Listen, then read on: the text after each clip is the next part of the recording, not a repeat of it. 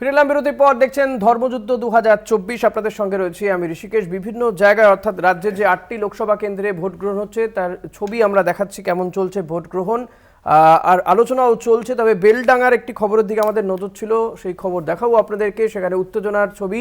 বেলডাঙ্গাতে বুথের বাইরে কিছুটা জমায়েত ছিল, কেন্দ্রীয় বাহিনী সেই জমায়েত সরাতে তৎপর হয়, কিন্তু সেখান থেকেই একেবারে ঘুষকার মারো এমন নির্দেশ দিতেও শোনা গিয়েছে বলে জানা যাচ্ছে। বেলডাঙ্গার এই ছবি দেখাবো আমরা, বেলডাঙ্গার ছবি। বেলডাঙ্গাতে উত্তেজনার ছবি, বুথের বাইরে জমায়েত ছিল এবং সেই জমায়েত হঠাৎ তৎপর হয় কেন্দ্রীয় বাহিনীর সঙ্গে পুলিশও ছিল।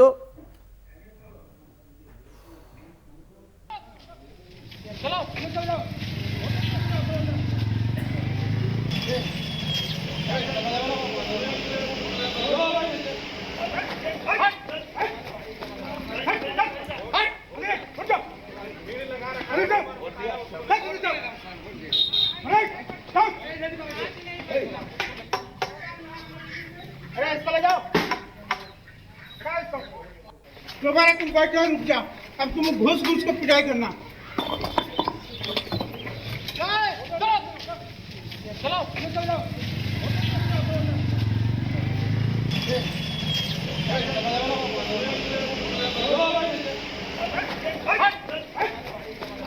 শুনলেন, কেন্দ্রীয় বাহিনী বলছে ঘুষকে পিটাই করনা। এই একদিকে যেমন তাদের তৎপরতা দেখা যাচ্ছে যদি বুথের বাইরে জমায়েত থাকে, কিন্তু তার পাশাপাশি এই ধরনের কথাও শোনা যাচ্ছে জানিয়ে এই বিষয়টাকে সুদীপ কিভাবে দেখেন আপনি?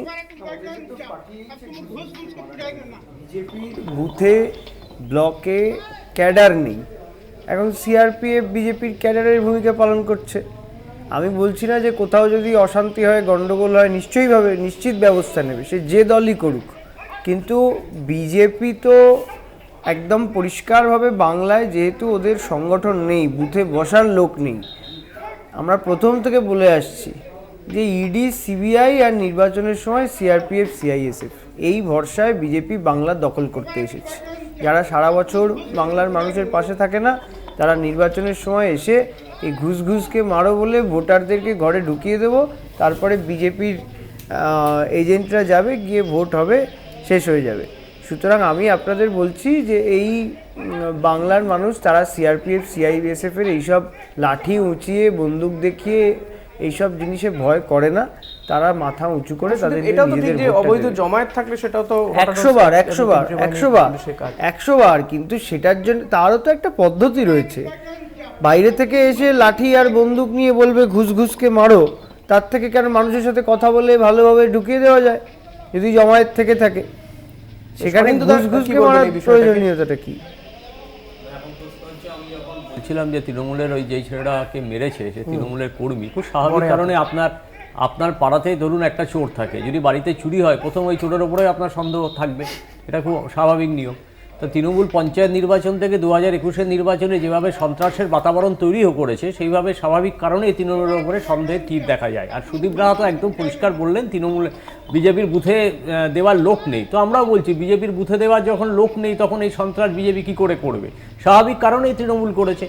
এবং তৃণমূল আজকে পায়ের তলা থেকে এবং বিজেপির পায়ের তলা থেকে মাটি সরে যাচ্ছে বলে তারা আজকে সন্ত্রাসের বাতাবরণ করছে, যাতে যত মানুষ কম ভোট দেয় তত বিজেপির লাভ। কেন বিজেপিও বুঝে গেছে যে পশ্চিমবঙ্গের বুকে এবং সারা ভারতবর্ষের বুকে ওরা 200 থেকে 210-এর গণ্ডি টপকাতে পারবে না। সেই কারণে একটা ভয়ার্থ পরিবেশ তৈরি করছে। সিআরপিএফকে ইনস্ট্রাকশন দেওয়া হয়েছে এবং সিআরপিএফ মানুষের যে গণতান্ত্রিক অধিকার তাকে সুরক্ষিত করা দরকার, সেখানে আমরা যিনি সুরক্ষিত করছেন না, উল্টে নিয়ন্ত্রিত করছেন। অতএব আমরা এর প্রতিবাদ জানাচ্ছি এবং সাধারণ ভোটারের মধ্যে যদি ভয়ের উদ্রেক হয়, সাধারণ ভোটাররা যদি ভীতিতে পড়ে যায়, তাহলে কিন্তু তারা ভোট দিতে আসবে না। অতএব যে কোনো কারণেই হোক প্রশাসনকে আমরা অনুরোধ করব যে সাধারণ ভোট যেন ভোট দিক। সিআরপিএফ বা কেন্দ্রীয় বাহিনীর বিরুদ্ধে অভিযোগ, তাদেরকে নিয়ন্ত্রণ করার অভিযোগ। এই যে অনিন্দদা যে বিষয়টার উপর দাঁড়িয়ে যে ঘটনাটা দেখালেন, বেলডাঙ্গাটা বহরমপুর অঞ্চলের মানে লোকসভা কেন্দ্রের মধ্যে পড়ে, হ্যাঁ মানে বেলডাঙ্গা বিধানসভা। তো অদিত চৌধুরী সেখানকার দীর্ঘদিনের সাংসদ, সেটাকে ডিফেন্ড করতে গিয়ে কেন্দ্রীয় বাহিনীর ওপরে অনিন্দদা বলছেন। আমি এখান থেকে বলছি, অদিতদা শুনলে অনিন্দদা রাগ করবেন। কেন্দ্রীয় বাহিনী বেআইনি জমায়েত থাকলে কিভাবে লাঠি উঠিয়ে যাবে না বলবে ও সোনা এরম করতে নেই, মোনা উঠে যাও, এরম করে বলবে? কিরম করে বলবে? কেন্দ্রীয় বাহিনী যেভাবে বলা সেভাবেই তো বলবো, ওরা বাহিনী তো ওরা কেষ্টমণ্ডলের মতো শোনাকেও কষ্ট হচ্ছে আমার, এটা বলতে বাধ্য হলাম, উনি নেই আজকে।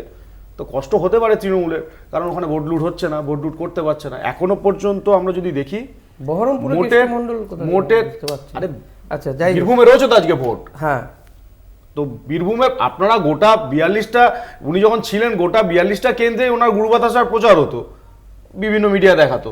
আমি আজকে বীরভূমে ভোট হচ্ছে বলে বললাম। তো এই যে বেআইনি জমায়েত থাকে, সোনা বাছা বললে উঠবে না। এরা যেভাবে দীর্ঘদিন ধরে ভোটটা করাচ্ছে, এদেরকে লাঠি উঠিয়েই ওখান থেকে তাড়াতে হবে, তাই তাড়াচ্ছে। কেন্দ্রীয় নির্বাচনকে আমরা একধারে বলবো যে নির্বাচন কমিশন কোনো কাজ করছে না, ভোট লুট হচ্ছে, দেখতে পাচ্ছে না, আবার যখন করবে তখন আমরা বিরোধিতা করব। এটা কি করে সম্ভব? যখন কাজ করছে, এ তো বেআইনি জমায়েতকে সরাচ্ছে। তাহলে ঘুষ ঘুষকে মার, অর্থাৎ বাড়িতে ঢুকে থাকলে সেখানে বাড়িতে ঢোকেনি তো, বার করবে। বাড়ি বলা আর করার মধ্যে তো তফাৎ আছে। আপনার এখনো বলবে দেখাতে কেন? পারেনি যে এখনো পর্যন্ত বলবে কারো বাড়িতে কেন? ঢুকেছে, কারো বাড়িতে ঢোকেনি। আমি বাড়ির বাইরে যারা বেআইনি জমায়েত করছে তাদেরকে বলছে বাড়ি ঢোকো। এখানেই তো ওদের বক্তব্য, যেটা তো মানে বুঝিয়ে সুঝিয়ে সরানো যেতে পারে। আমি না না, একটাই সরাবে তো কথা বটেই। বলবো। বুঝিয়ে শুনে কিভাবে সরাবে? মানে ওই যে সেটা বাবা না গো করে সোনা গো একেবারে সরে যায় এরকম করে। ঘুষকে মারো, এই কথাটা আমি একটাই কথা বলবো, একটা লাঠি ধরতে না হাতের 5টা আঙুল লাগে। যাদের দিকে লাঠি নিয়ে তেড়ে যাচ্ছে তাদের এই আঙুলটা সবচেয়ে শক্তিশালী, একটা আঙুল দিয়ে ভোট দেবে। দেখুন কি হয় বেলডাঙ্গায়।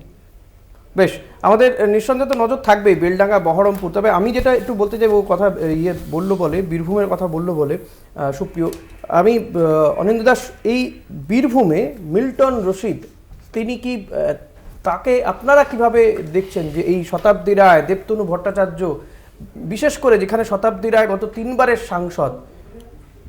না, শতাব্দী রায় 3বারের সাংসদ হয়েছিল, মানুষ 3বার ওনাকে পরীক্ষা করেছিল, কিন্তু উনি পার্সেন্টেজের দিক দিয়ে লোকসভায় আপনি দেখুন সেখানে 2% অ্যাটেন্ডেন্ট এবং প্রশ্ন উত্তর পর্বে সেখানে উনি 1% গেছেন।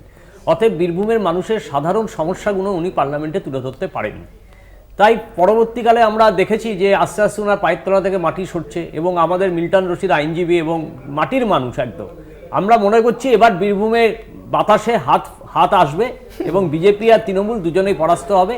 কারণ বীরভূমের মানুষ, আমি বীরভূম ঘুরে এসেছি, মিল্টনদার ওখানে ঘুরে এসেছি, সেখানে আমি দেখেছি যে জনস্রোত এবং মানুষ যেভাবে মিল্টনদাকে আঁকড়ে নিচ্ছে, মানুষ যেভাবে অভিযোগ জানাচ্ছে শতাব্দী রায়ের বিরুদ্ধে, সেখানে খুব পরিষ্কার চিত্রনাট্য হয়ে যাচ্ছে যে সেখানে বীরভূমে আপনাদেরই আর একটা জায়গা যেখানে বহরমপুর, সেই বহরমপুর কেন্দ্রে বড়োয়াতে, সেখানে বুথের বাইরে পরপর থাপ্পড় মারার ছবি দেখা গিয়েছে পুলিশের বিরুদ্ধে। এই দেখতে পাচ্ছেন আপনারা সেই ছবি, এই মুহূর্তে বহরমপুরের ছবি, আমাদের বহরমপুরের বড়োয়াতে থাপ্পড় মারল পুলিশ।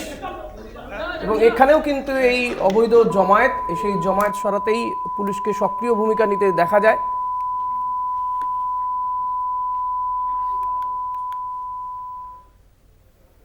বড়োয়ায় বুথের বাইরে পরপর থাপ্পড় মারল পুলিশ। হরিবাটির 51 এবং 52 নম্বর বুথের ঘটনা এটি।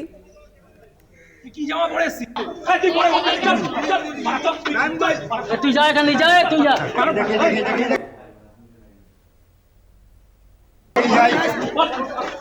যা এখানে যা, এখানে যা।